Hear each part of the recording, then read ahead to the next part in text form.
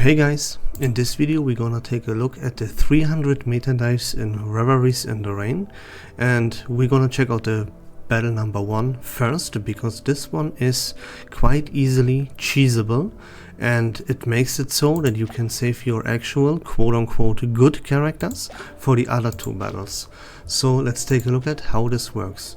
It is pretty simple. You will just rotate different forms of CC onto your enemies, and I will show you exactly what I mean by that in just a second. Everything else that you have to take care of in this battle is that you know that whenever you attack one of the adds, one of his arms, or there are some other adds, you will see this, we will take a look in battle, and you attack them with rank 2 or rank 3 incantations, because that way not only do you deal damage, but you increase the probability of Barbara giving you more damage incantations. I will show you how everything works in battle in just a second, but first of all, let's take a look at the characters that I used for this battle and give you some more recommendations.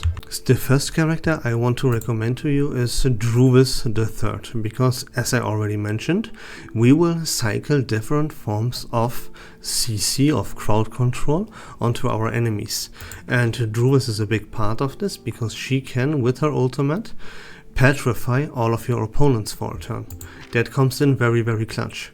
Not only that, she can also, if you level up her incantation number 2 to rank number 2, which you will easily do because Barbara gives you a support card that enables that, and you can petrify one of your opponents with Reveries' incantation number 2, which buys you the time just in case you wouldn't have one of your ultimates ready for a turn. The second character I used is Baby Blue, because she inflicts a nightmare onto all of your enemies, which makes them unable to act.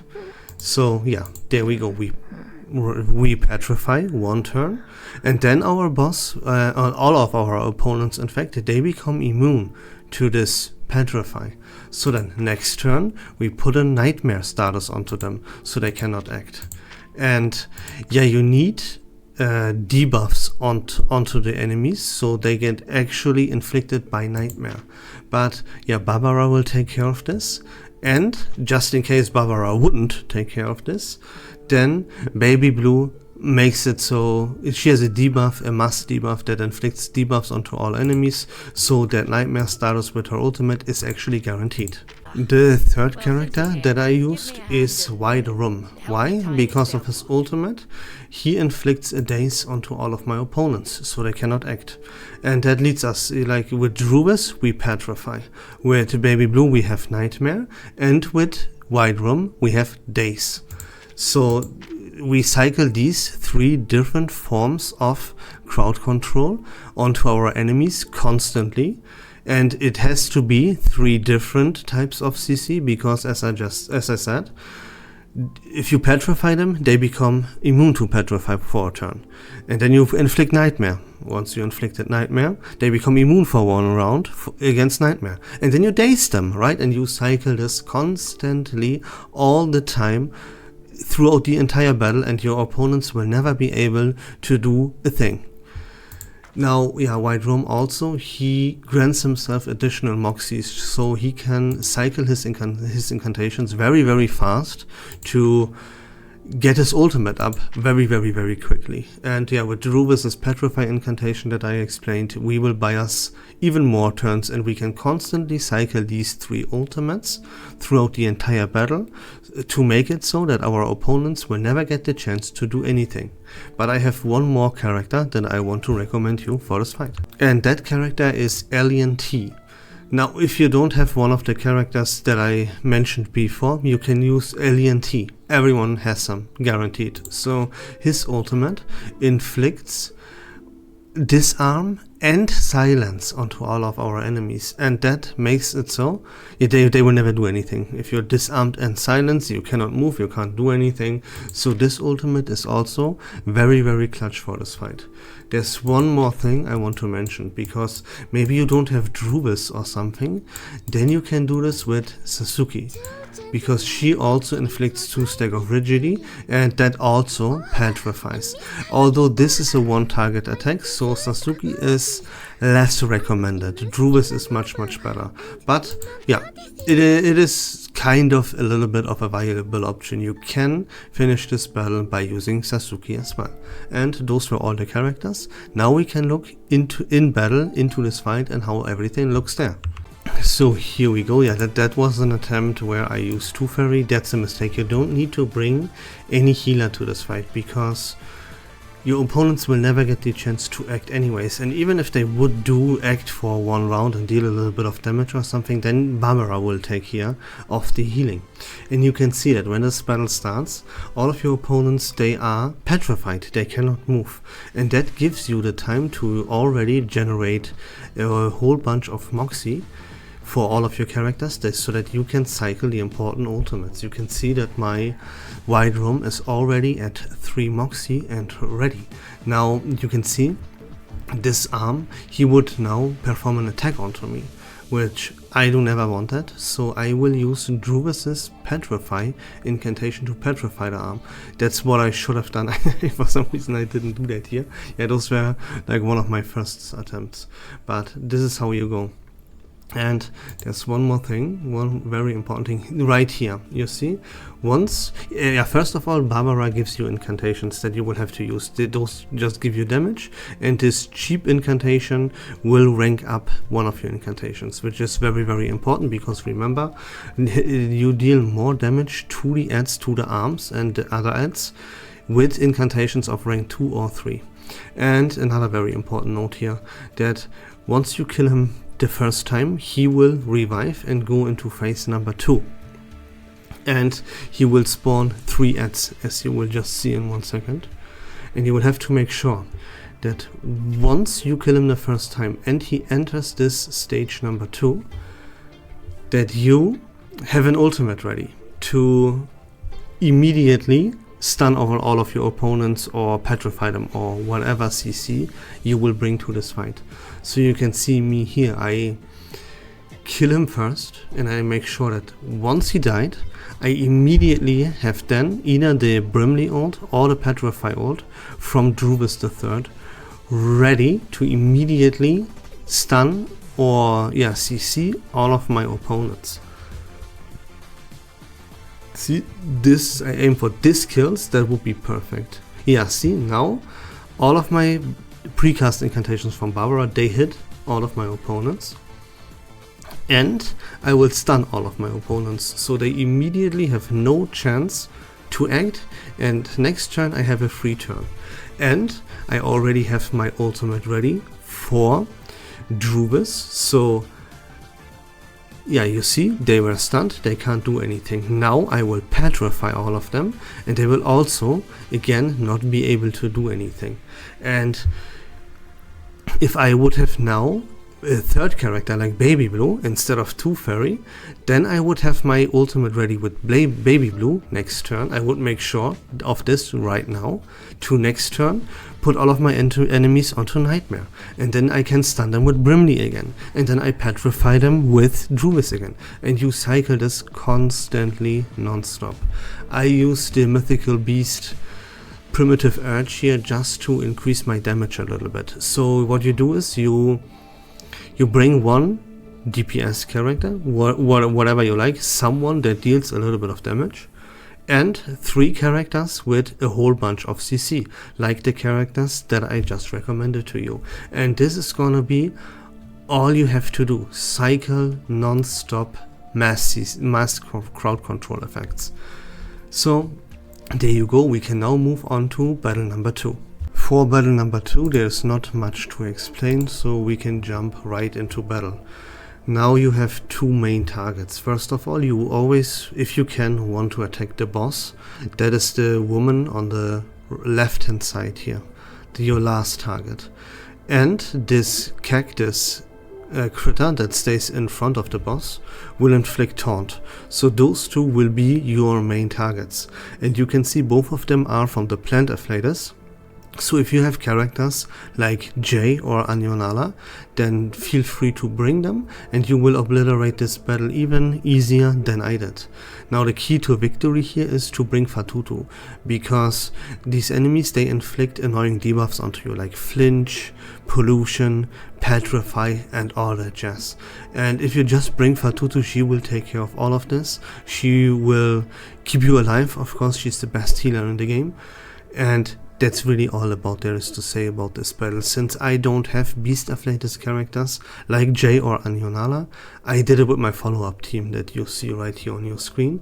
And yeah, this battle is really easy. Like, there is really nothing else to say other than if you can, bring Beast Afflatus characters, and Fatutu is the key to victory here. Without Fatutu, without anyone that cleanses debuffs from your entire team, then this battle will be a little bit difficult, but everyone has Fatutu, so you have Fatutu, and bring Fatutu, and that's really all there is to say about this battle. You can see, like, they die really fast. Of course, yeah, they revive once, and these critters that the boss spawns will get stronger and stuff, but it is not a big deal. Fatutu will take care of everything, and the rest that you have to do is to deal the damage with Beast Afflatus characters, and that's about it. Now, battle number 3 can and will probably be proved to be much more difficult than battle number 1 and number 2, especially because you want to use Fatutu for battle number 2.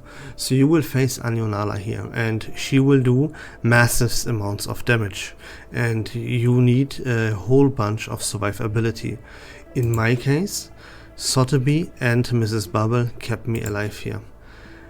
So bring the most amount of survivability you can possibly bring. You don't need a healer for or any survivability for stage number 1, but you need Fatutu for stage number 2. So bring the most amount of survivability that you can possibly bring to this fight right there against Anionala here. And yeah, she will enter a channel status and she will summon a primitive urge. Now, if she does that, then you should attack Anionala with one target attacks, because she will lose one Moxie once you attack her with a one target incantation. You don't necessarily 100% would have to do this. You can just focus the primitive urge, and once this dies, this primitive urge dies, she will lose 5 Moxie.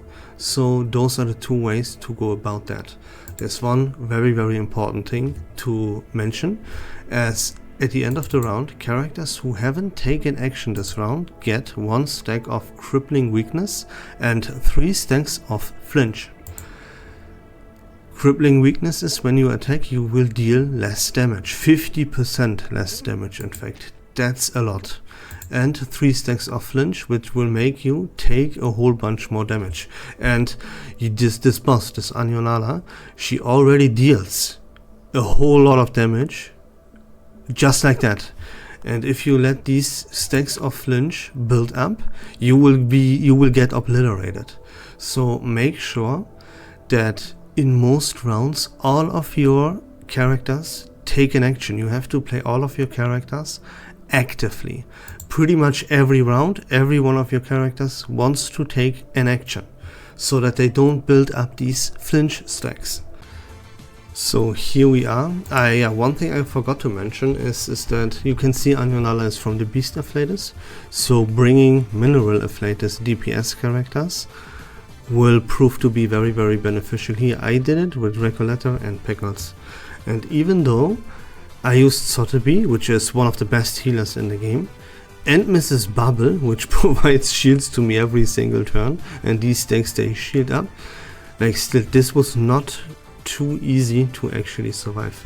And you can see here now she is channeling and she summoned this primitive urge. So what I want to do is hit her with one target attack so she loses this Moxie.